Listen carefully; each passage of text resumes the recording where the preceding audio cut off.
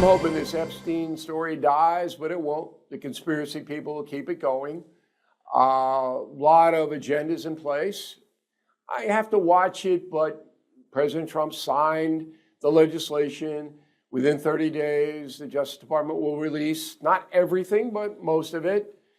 We'll watch it. But by far and away, the most important story for President Trump, the Republicans, the country, you, me, is the cost of existence in America. It's got to get under control. There's a new poll out about the presidential election 3 years from now, but it's all coming back to money. And that is the subject of the Talking Points memo. Okay, Marist poll. I went to Marist College. It's now Marist University. Not the place that I attended.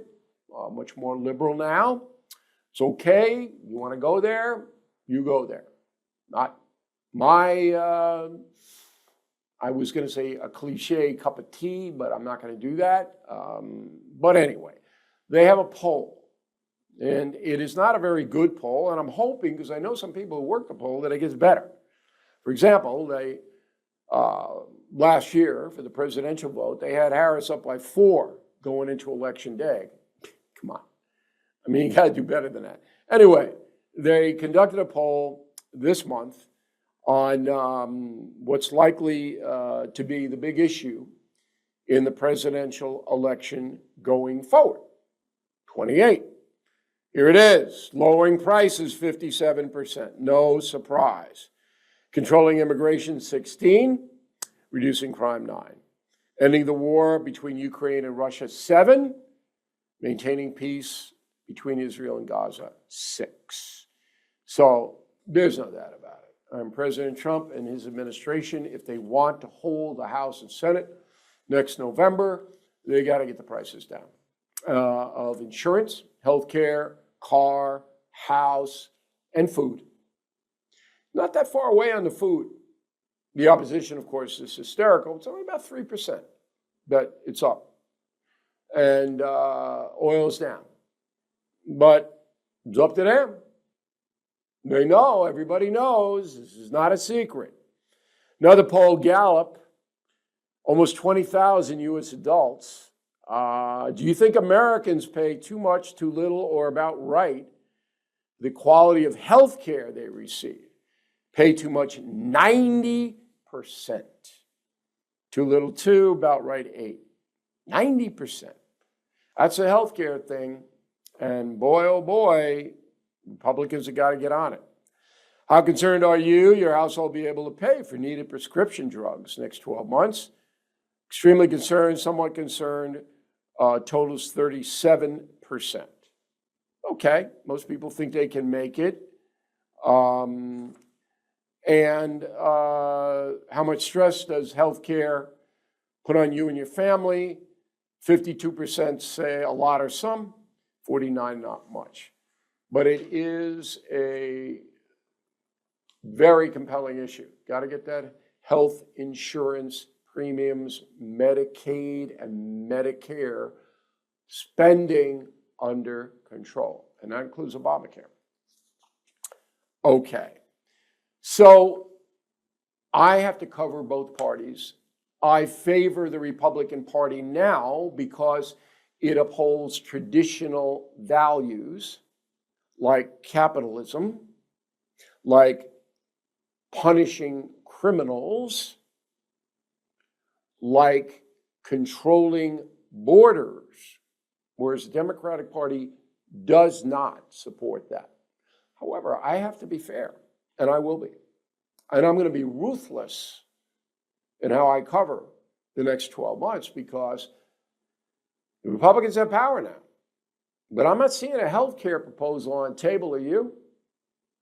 So Johnson and Thune, the two big boys in Congress, better get something going. Now, one area that is beyond dispute as far as Trump's effectiveness is concerned is foreign affairs.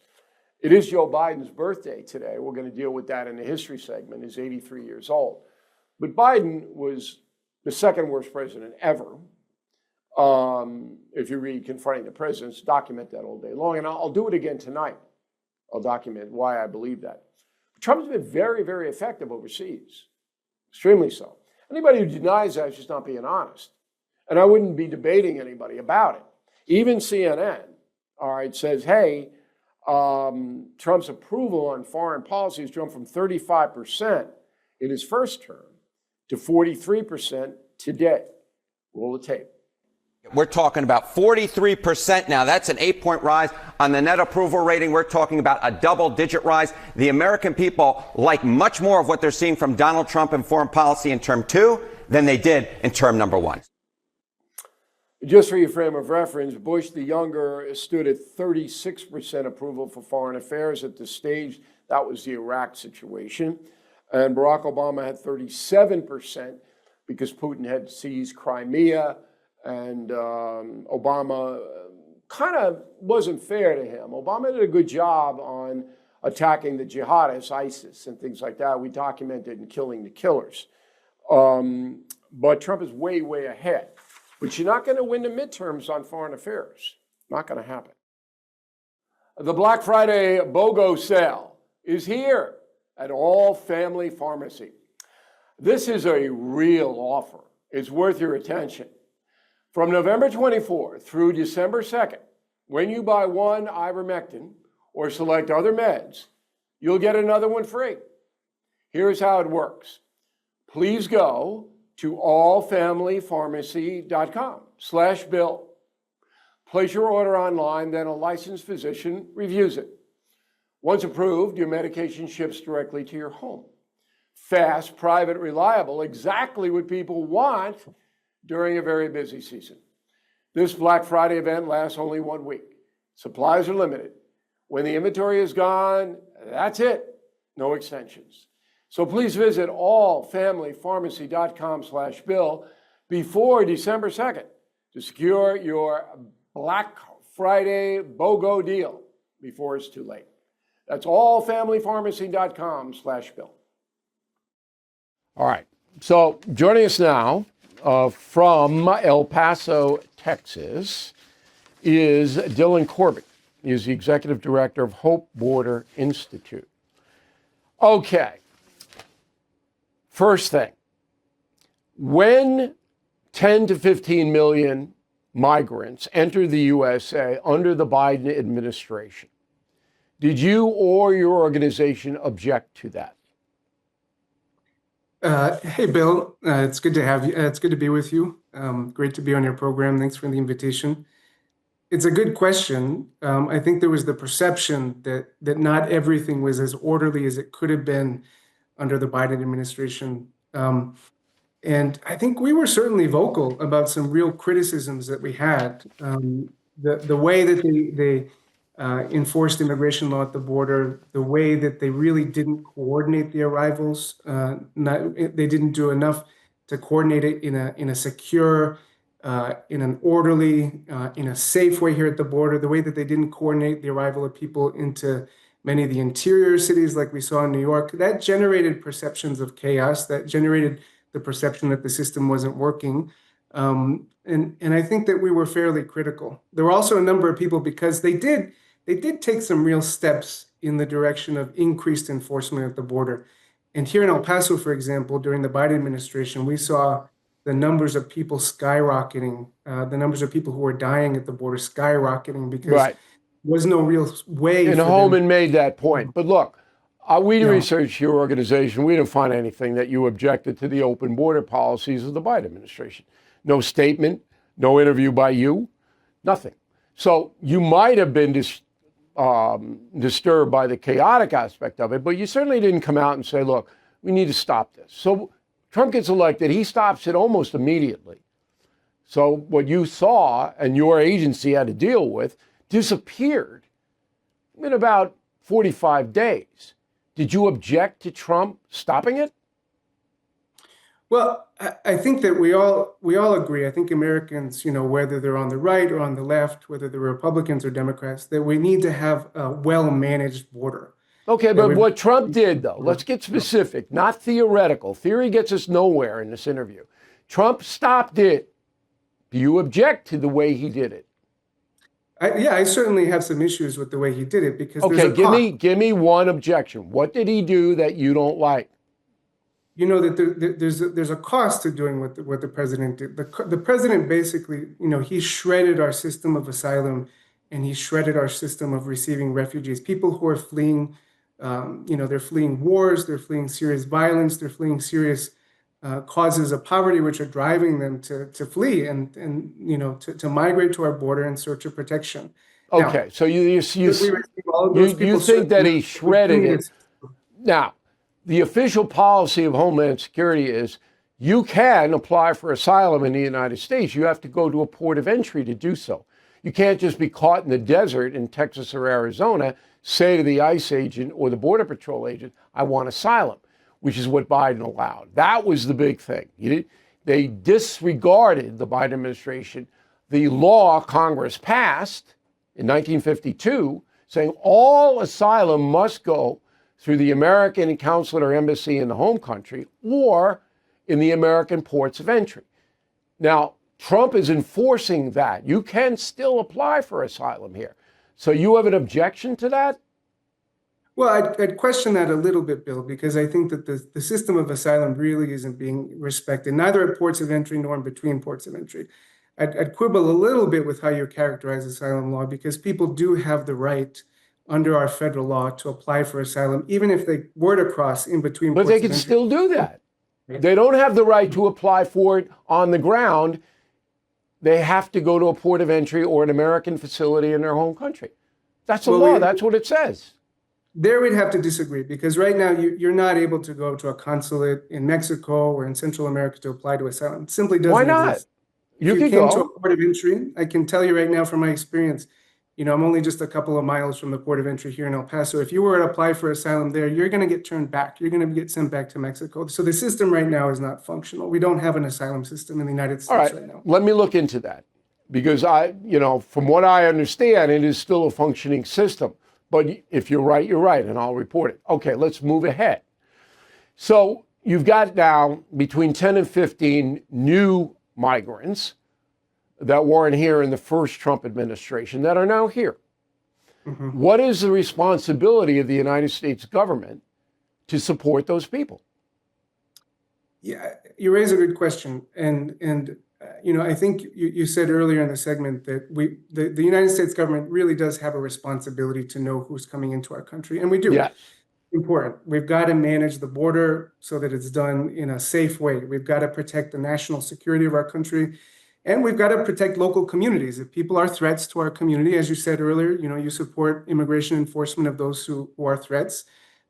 We do have to go after legitimate threats. We shouldn't be allowing anyone to game the system, to exploit the system. We shouldn't be allowing traffickers to take advantage of the broken system. So immigration enforcement really does need to prioritize safety. We can agree on that. Now, what do we do with the other folks who are in the country, some of whom have been in the country for a long time, many who've been here for more than 10 years, many who've been here for more than 20 years, many people who have roots in the country. Their children are going to our schools. They might have a small business. What do we do about those folks? That's the question on the table right now. Whether you agree with what's happening on the border or not, the question right now is what do we do with what we're seeing in the country around enforcement? You mentioned the bishop's statement. I think the big takeaway from the bishops is that they're really pushing back against mass deportation as a strategy for dealing with this population. But it's really not mass because, if you look at how many migrants are being detained, it's 5% would be a hard number, all right, of all the people who were allowed in here under Biden. But I understand that. I would go a different way. I would. Well, you don't object to criminal aliens being deported immediately, do you? Well, I think we do need to remove anyone who's a threat to the safety All right, of our. So criminal aliens gone, and that includes DUIs, domestic services. Right. The problem is, according to Director Homan, who's an honest man. I mean, he's a hard. I was going to say hard. He's a hard guy, but when they raid looking for migrants that have judges' orders signed for deportation and criminals, when they raid, very often there are others with them, girlfriends, brothers, sisters, children, who are here without credentials, and they have to bring them all in. That's what the government says. Is that wrong? Well, as you said, I do think we've got to target people who are threats to our local community. But that's not what we're seeing right now. The data are pretty clear, Bill. If we look at everybody, for example, who's been targeted and arrested and detained this year under the Trump administration, 2/3 of people don't have a criminal conviction. So that's the vast majority. We're talking about the overwhelming percentage of people who have been targeted. Okay, but 1/3 with criminal interactions, that's a hell of a lot of people in danger. But I'm with you. We don't have a disagreement there.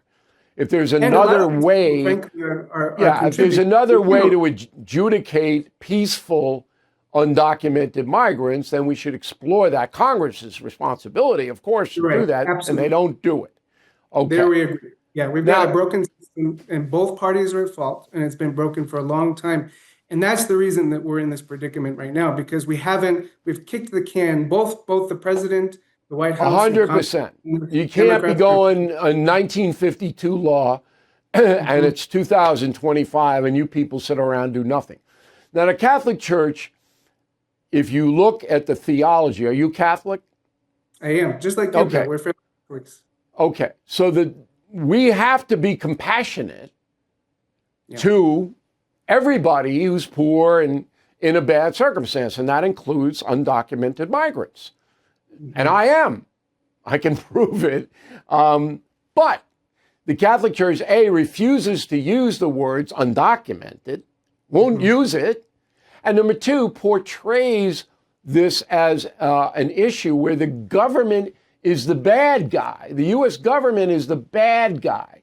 And I'll submit to you that the bishops are misguided because the government is trying to protect Americans from this massive wave that nobody has any control over.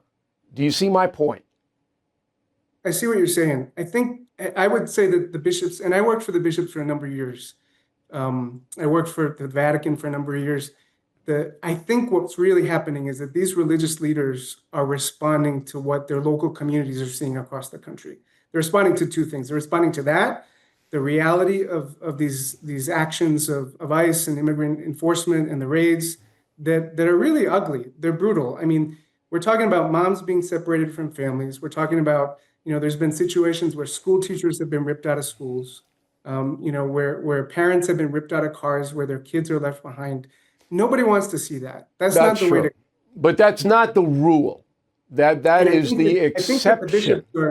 I think that they're responding to that, though. They're seeing. I mean, you've seen the images coming out of Chicago, of Los Angeles. Where we're deploying the Department of Homeland Security, but also the FBI, and in some cases the National Guard and the military. Nobody wants to see this. It's not good. And in fact, it's turning off a lot of voters. A lot of people who supported Trump and said, "Yeah, we want a secure border. Yeah, we got to fix the immigration system." A lot of people are stepping back. He's losing in the Latino vote. So I think the bishops are responding to what they're seeing locally, but they're also responding to the Pope.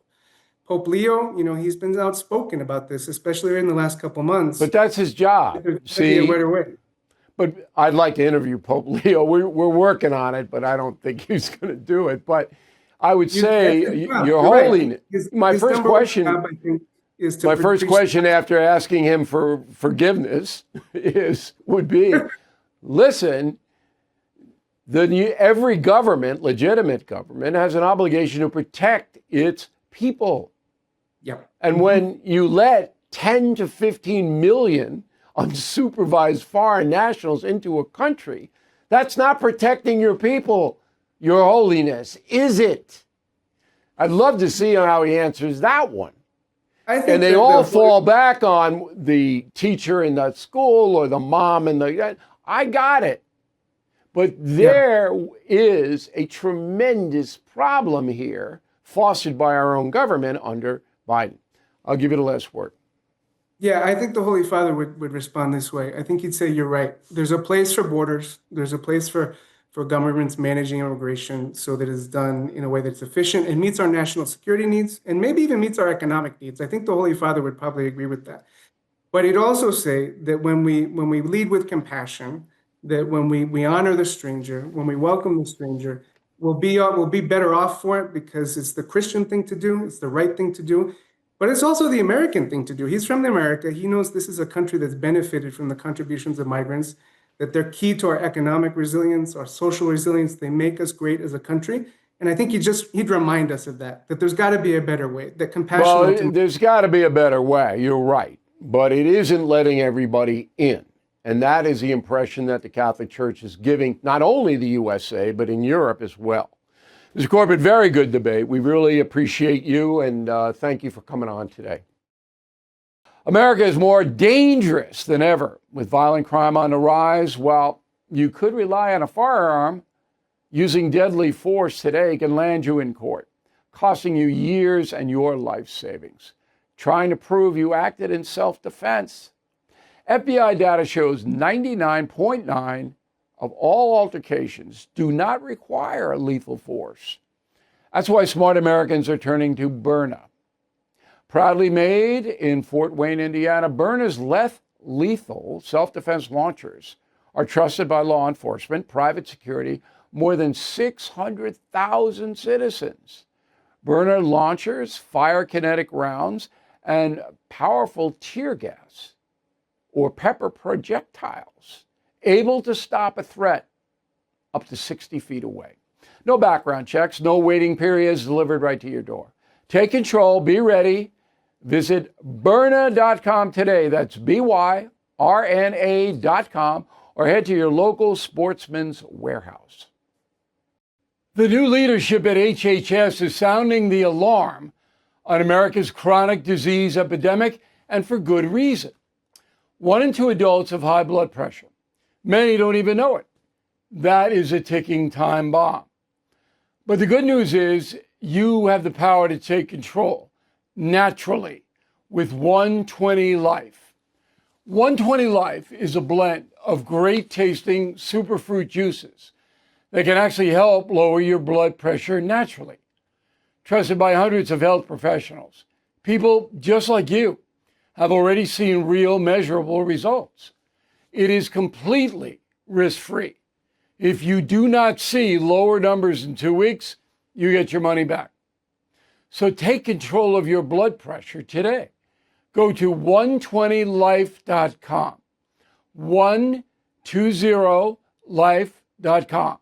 Use code BILL to save 15%. This is serious. This is your life we're talking about. 120 Life can help. All right, I'm watching the Ken Burns Revolutionary War thing on PBS last night. Fell asleep. Literally fell asleep. Now, I know all about it, but it's my job to look at this stuff, historical stuff.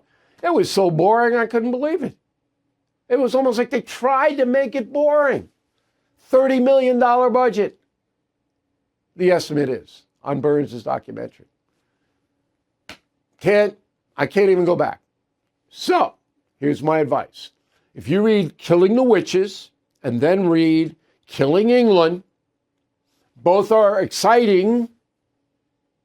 You'll know more than if you watch the 8 episodes or whatever it is, 6 episodes of Burns. I'm sorry, Ken. Boring. I can't believe it because it's such an exciting topic. Thank you for watching and listening to the No Spin News. I'm Bill O'Reilly. We'll see you again on Monday. Thank you for watching. To view full episodes of the No Spin News anytime, sign up to become a BillO'Reilly.com premium or concierge member today.